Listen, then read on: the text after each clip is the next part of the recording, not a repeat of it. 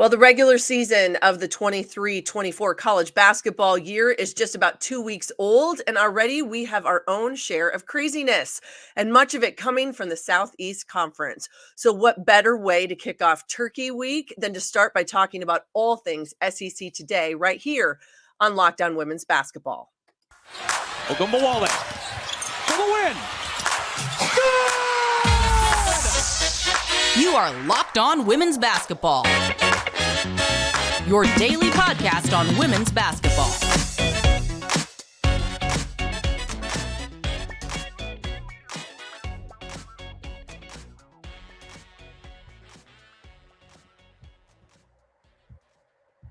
Well, hello, friends. It is Monday, November 20th, 2023, and it is Thanksgiving week and feast week for those of us that are college basketball enthusiasts. So happy Monday to every one of you. I am Missy Heidrick, and thank you for making Locked On Women's Basketball your first listen every day. We are free and available wherever you get your podcasts and on YouTube, part of the Locked On Podcast Network, your team every day. This episode is brought to you by our friends at Prize Picks, the easiest and most exciting way to play daily fantasy sports. Go to prizepicks.com/LockedOnNBA and use the code all lowercase LockedOnNBA for a first deposit match up to $100. Well, you can find me, Missy Heidrick, at Missy Heidrick on X, formerly known as Twitter. Be sure to follow this podcast at LockedOnWBB, and then you take yourself over to The Next at www.thenexthoops.com to see all of the amazing coverage that we have there.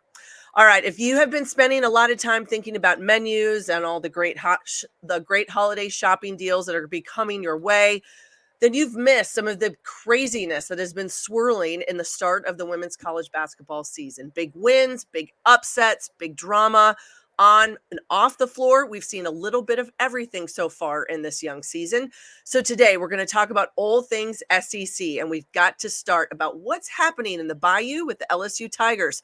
How good is South Carolina? Who else can make a name for themselves in this very, very difficult SEC? And who could eventually win this league? Who are the players that we've got to keep our eye on? Here to help me talk about all of it is my amazing colleague at The Next, Gabriella Lewis. She is a lockdown of the SEC beat for us at The Next like no one else. Gabriella, it couldn't have been perfect timing. I just said this before we started, sort of the Thanksgiving gift for me and for all of our listeners and people watching out there.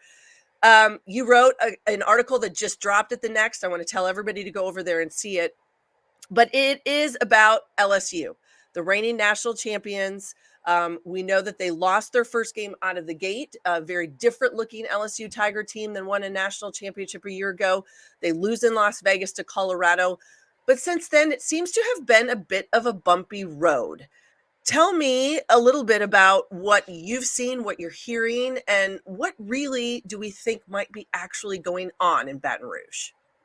Yeah, it's a great question. I think anytime a national championship team loses their their opener, that's going to be a huge talk. They went up against a tough Colorado team where Jalen Sherrod really went on a tear and kind of shut them down. They couldn't shoot. And then things have continued to devolve. They won a couple games, and then on last Tuesday, they were just up 2 against Kent State at the half. And Angel Reese, their star player, I think we all know her, she was taken out of the second half of the game and then didn't play their game later in the week to Southeastern Louisiana. And Kim Mulkey, the head coach, was asked about it multiple times, and she declined to comment, saying, Angel's with the team still. She's a part of the team, but she's not playing currently. Mm-hmm.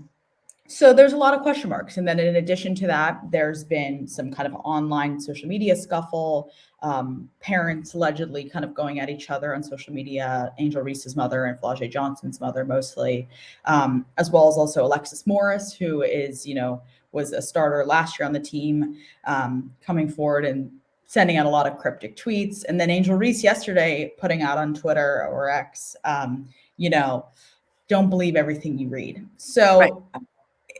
That doesn't look good. I think, there's definitely some questions of what's happening. And in a lot of ways, we don't know. LSU, I think, particularly is kind of a lockdown school on media. They're not going to come forward and tell you exactly what's happening.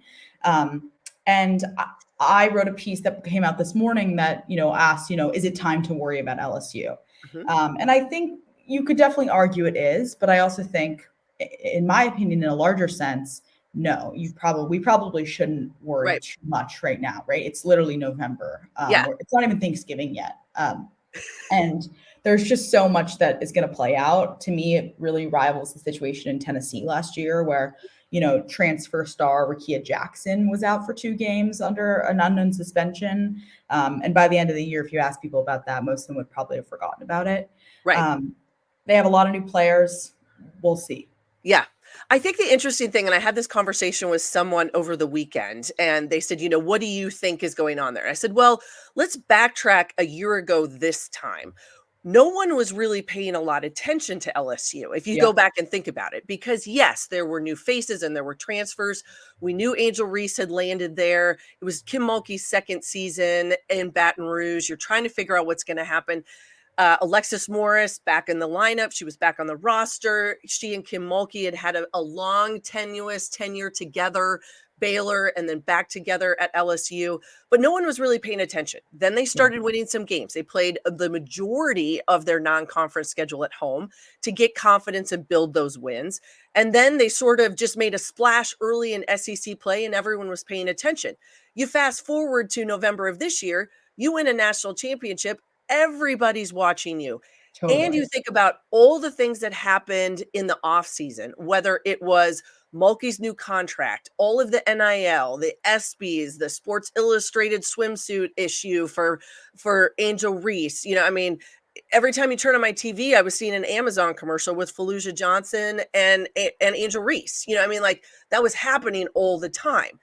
And then, like you said, you lose your opener against a very good Colorado team who I thought was just dialed in and ready to go. Yeah. So sometimes this could just be a matter of now actually everyone's paying attention. Does it take time to mesh these new faces and those big time transfers that are now at LSU?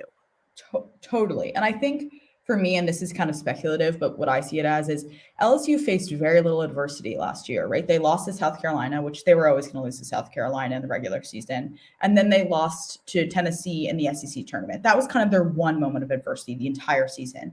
Yeah. And they quickly had to get it together because it was going to be March Madness and Alexis Morris, kind of pulled this team together. And so to me, I think probably what's happening is that this is kind of their first adversity they're really facing. And, I think Kim Mulkey, you can say a lot about her, but I think a big part of her personality is that she challenges her players. And so, and she's been in the media saying, I am challenging them like I had never have before. And like they've really never been before. And so I think they're probably being challenged in a way that's really tough. And that's what builds good teams.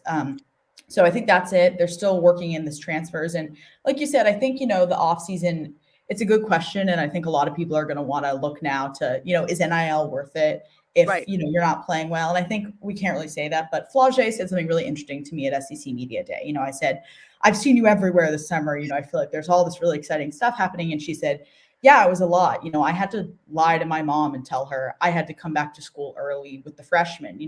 Coach Mulkey's making me, where I didn't actually have to. I just really needed a break from it all. I really needed to be back in Baton Rouge and work. And so I think that's a great testament of like, it got a lot to be a lot. And I'm sure, the transition from that to going back to just playing basketball is tough. And then also that I think speaks to kind of the upside of this is Flau'jae Johnson's playing quite well. Samaya Smith, who I've been very high on, who's a sophomore also, is playing very well. And who's playing really the best on the team is Michaela Williams, who's the freshman, who is incredible, dropped 42 points in the near, they were down at that, or they were up barely at the half against Kent State. Michaela Williams scores 32 points in the second half of her 42 in the game, setting a record for an LSU freshman in a certain game. In the games when no one's cooking, she is, and she's showing this poise, and including the Colorado game, she led the team in scoring.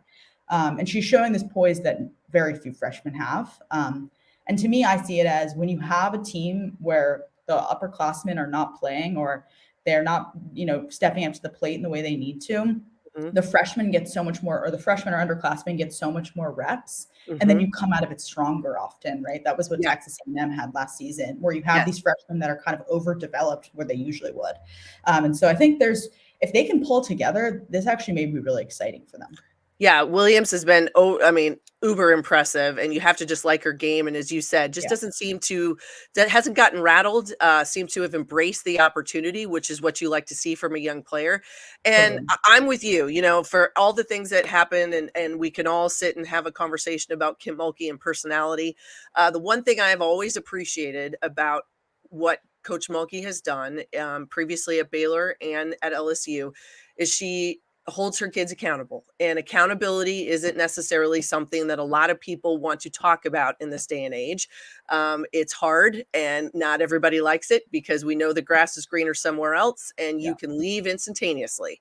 But holding people accountable on and off the floor isn't always such a bad thing. This LSU team, they do have a game tonight. They play 7 p.m. Eastern they are 7 p.m. Eastern, 7 p.m. Central, Texas Southern at LSU. That will be on the SEC Network Plus. So I have a feeling there'll be a lot of eyes on that one to see whether or Definitely. not who it is or is not in the lineup. Yes. All I right. can't wait. Yeah, I know. Everyone, if you didn't have anything going on at 7, make sure you turn on your tele. That's where you need to be. All right. When we come back, we are going to talk about some of the other teams who are turning up the volume in the SEC. And first and foremost, for me, and I think for Gabriella, we've got to talk about South Carolina.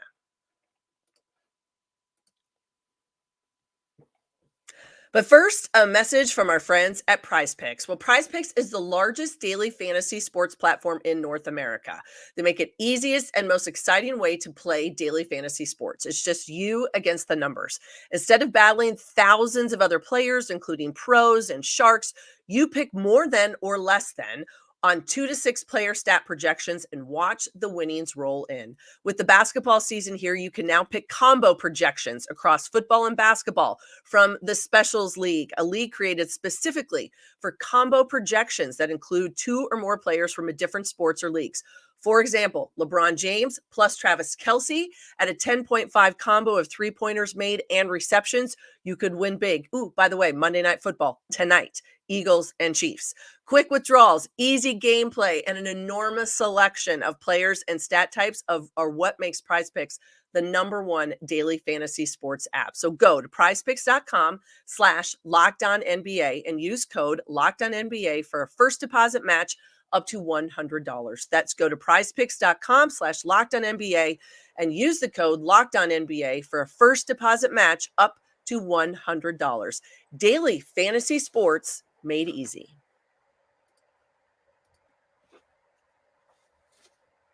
Hi, everybody. I am Missy Heidrick, and thanks for making Locked On Women's Basketball your first listen every day. Locked On has launched the first ever national sports 24/7 streaming channel on YouTube. Locked On Sports Today is here for your 24/7 covering the top sports stories of the day with the local experts of Locked On, plus our national shows covering every league. Go to Locked On Sports Today on YouTube and subscribe to the first ever national sports 24/7 streaming channel. I am here with Gabriella Lewis from The Next, and she covers the SEC like nobody else. All right, we've talked about LSU. We know they're riding the wave up and down, all sorts of things, but somebody who seems to probably have, no pun intended, locked it in pretty darn good is this South Carolina team. And we know there were some question marks, new faces, a ton of young kids for Dawn Staley, but kind of flying under the radar until they went overseas and dominated Notre Dame in Paris. And it really was a coming out party for a young player, but it seems as though this might be a very, very good South Carolina team, one and not a lot of people in the SEC want to tussle with. Absolutely.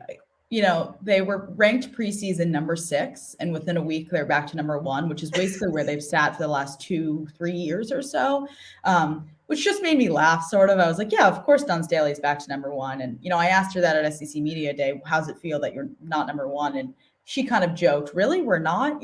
She, I think, has heard this a million times. Yeah. And so, they look extraordinarily dangerous, they went from 6 to 1, knocking out LSU. They have 5 new starters, many of them kind of core to the team already. right? That's what makes them so dangerous. That they got this Camila Cardoso, Raven Johnson connection, but 5 new starters that are on the floor. But I'm bearing the lead here. The really exciting part is Malaysia Fulawali, who is Yes. their freshman. I mean, to me, the most exciting part of the SEC right now is the freshman. Yeah. She is just absolutely unreal. She's from Columbia. So much about college recruiting is about, staying close to home. And I was talking with some beat reporters a year ago, and they were like, I don't know if you know about this Malaysia girl. She's coming in. She's incredible. She's the hometown kid. And she's been just that. She's averaging 15.7 points per game, 3.7 rebounds. She's this crafty guard, sits at 5'10". And she's leading in scoring in a lot of games. So it's really exciting to see her play. And, I've had friends text me who barely watch the sport and are like, this girl is intense. She's amazing. Yeah. And so I think that's the really exciting part coming out of South Carolina. No, I would absolutely have to agree. And I think when you add in a transfer in Tahina Paopao, who comes from Oregon, who herself had some ups and downs, dealt with injury when she was out west at Oregon herself, but seems to also looks very comfortable. I mean, and again, we're early in the season, but for putting so many new faces, and as you said, 5 new starters, there seems to be a pretty simplistic comfort level right now of what we're seeing on the floor. Ball movement, unselfish play, finding open players, understanding that when you've got a 6 center in the middle like Cardozo, you got to get her the basketball, but she'll also clean up messes for everybody else. I mean, there's a balance here to South Carolina that we maybe haven't seen for a couple years. You'd have to go back 1 or 2 to when they won a national championship. Yeah. No, I totally agree. And Tina Paopao is awesome. And, I think what struck me at SEC Media Day is that she was already the leader of the team. And, this is her first time really outside the West Coast playing basketball. She's a California girl, then went to school at Oregon, and she really seemed kind of comfortable on her own. And I asked Bree Hall, I was like, so who's kind of stepping up as a leader? And she was like, yeah, Tina, myself a little bit. That's really kind of the group. And Bree Hall is also great. But I'm also just so excited about Camila Cardoso.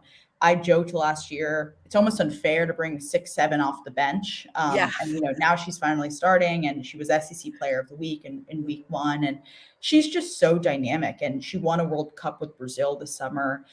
So she's really an impressive player, and she's just got a size that's really hard to play against. And so I think she's going to continue to blossom. I think she could totally be up for SEC Player of the Year.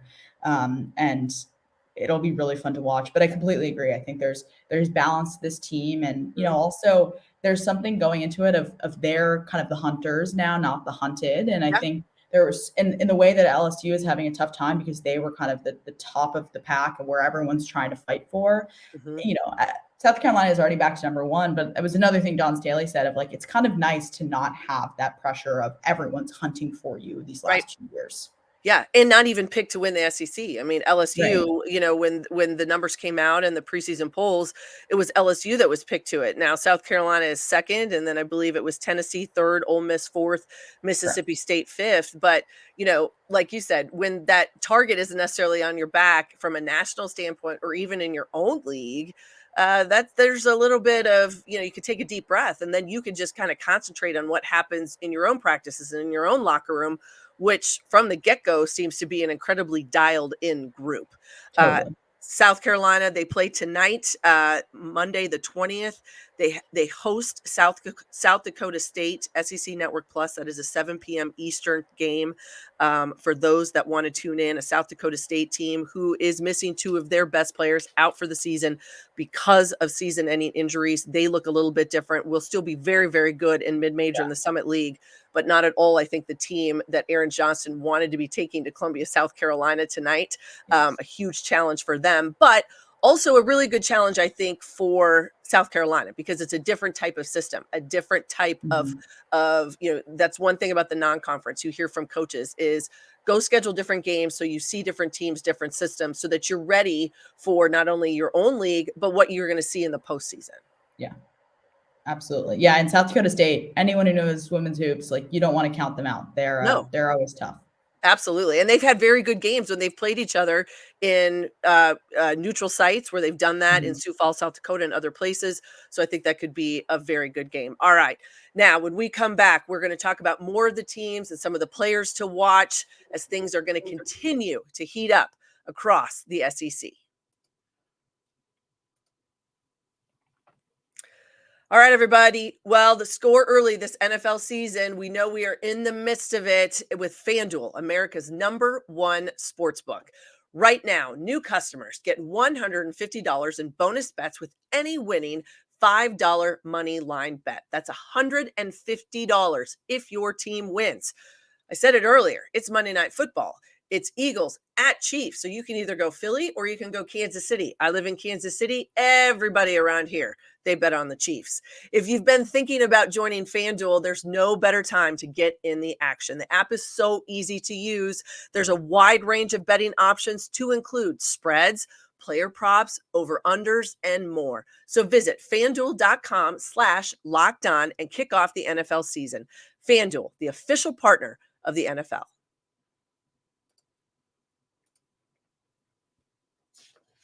Hi, everybody. I am Missy Heidrick, and thank you for joining us here on Locked On Women's Basketball. I'm back with Gabriella Lewis, and we are talking about all things SEC. All right, let's talk about some of the other teams, some of the other players to keep an eye on. I always say there's usually somebody in the league that I feel like I'm bullish on in every league across the country. Pick one: SEC, ACC, etc. I'll be honest. I am a huge Sam Purcell fan, and I am on the Mississippi State train at the moment. I had the chance to have Coach Purcell on this podcast this fall, talking about his program, what he's been able to do. A little bit of like his mentor, Jeff Walls, a master of the portal, goes in and finds kids that he needed to fill spots. And I think this Mississippi State team could really be on the cusp of doing something really, really big this season. Totally agree. Yeah, I think Sam Purcell is so easy to love, and his players agree with me. I completely agree with you. I think the most important thing that they did was the portal.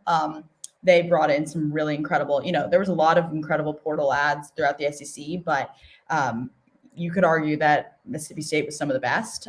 They brought in Lauren Park Lane, who's incredible out of Seton Hall. They brought in one of the best players on Arkansas.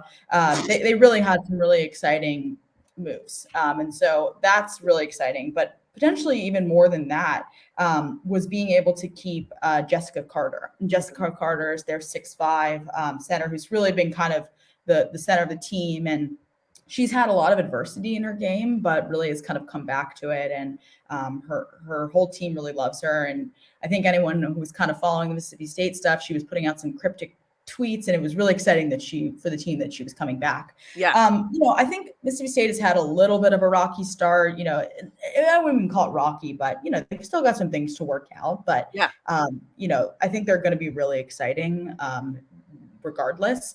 I think they just need to kind of find their footing, but it's going to be very exciting. And they lost a lot of players. They lost the most players actually out of their team, of any team, but it doesn't feel like a rebuild. And I think that's an exciting part. And Sam Purcell talked a lot about how last season it was about building his trust of his players, and now he has that trust. And so yes. I think he kind of can really bring them along. Like I said, Lauren Park Lane, Aaron Barnum, Darian Rogers, Jessica Carter, all really important, either additions or keeping that are going to be very important to watch out for this season. Yeah, no doubt about it. And they were on the road at Belmont yesterday, I think get a big win. And I think those are kind of the ones where they have to, you got to grind it out sometimes. And it was, whether it's always going to be pretty, it's not going to be fantastic, but you just got to figure out a way to do it. And on the road with a team that's still learning how to play together and learning to win together, that's a huge step for them. All right. Talk to me about Tennessee. As you said, it kind of mirrors what we were talking about earlier with LSU. Felt like a lot of what happened with Tennessee last year. Huge expectations at the beginning of the season, didn't get off to a quick start, inconsistency throughout. I felt like kind of the whole year they really rode the wave. Like there were times where it was, they were just on it and then boom, would crash with a very uncharacteristic like performance. Talk a little bit about Tennessee, what you see right now out of Knoxville and this team that Kelly Harper has put together for 23-24. Yeah, no, I think Tennessee is really exciting. They're ranked number 15 right now. I think the big question for Tennessee is Tamari Key, who is their 6'5", 6'7" center who was out for all of last season and now was coming back very slowly. And she's only playing a couple minutes a game. She's averaging less than 2 points and only 2.3 rebounds, which, ideally for them, they want her at a much higher standpoint. Kelly Harper was actually on this show talking about it, and she talked about how Tamara Key is their eraser, right? And that's when you have an incredible big center, right? Whenever you make a mistake, it's fixed by someone like Key or Cardoso or Jessica Carter or anybody. So when I think Tamara Key kind of comes back to those minutes, they're going to be seeing something, a little bit kind of better. But again, they had a great transfer portal. Yeah. Destiny Wells at a Belmont, who, if you've watched mid-major hoops, she was awesome. Avery Strickland from Pitt, who was great. Jewel Spear, who's potentially the most exciting out of Wake Forest. Again, one of the really great transfer crops in the SEC. Right now, I think they're kind of coming back to it. They played USA basketball, which was really fun, but which was going to be an obvious loss and was. They lost to Florida State, but Florida State's a great team, and they had an OT win over Memphis the other day. So, I think they've definitely got some things to work out still. Like I said, Tamara Key, and also Rakia Jackson is out with a leg injury for the past couple of days, who's, kind of their star player there. But I think if they can get their personnel right, they're going to be really dangerous. To me, Jillian Hollingshed is potentially the most exciting player on that team, junior who is 6'5", last year really started to kind of come into her own, and is just now really looking good and is really beloved by her teammates. I think one of these players that everyone wants to succeed. And again, people like Jewel Spear are also just really fantastic. So they should be a very exciting team. And I think, like I said, once they get people back on the court and playing, they'll be exciting. They're playing Indiana on Thursday, which I'm really excited to watch that game. I think what I saw in Tennessee last year is when they played against big opponents, they played better than worse opponents. They really know how to step up to the plate, and I think they can do the same. They're without Jordan Horston, who went to the W, but I think they're going to be better this year than they were last year. No, I think so too. And I think it's just all about creating some consistency and not, and so when you can get Jackson back and she's healthy, that helps a ton. They play at least 4 top 25 teams before mid-December. I mean, so this is a tough schedule here early. I feel like they're going to learn a lot about themselves just in what they have to do as you think about moving towards SEC play. All right, another SEC team that I think is incredibly interesting, started the season in a lot of polls, has drawn a lot of attention, is Ole Miss. A lot of people that came back, a lot of returners, but also a lot of new faces. And it's the foundation of what that team was able to do a year ago. Success in the NCAA tournament can catapult you, and it puts you on the map. People pay attention, eyes look at you, but also people say, hey, that might be a place I want to go play. So with the portal, that's great because you can jump and go and find a new home. And I think LSU has done that with some key transfers that they have. They took one on the nose to Oklahoma. I thought that was an interesting loss early for them. But just talk to me a little bit about Ole Miss and what that group looks like here early in November. Yeah, Mississippi, no one wants to get me started in Mississippi. I always got to have a million thoughts about them. They're so exciting. I think last year out of the tournament, they became really the darling after beating Stanford.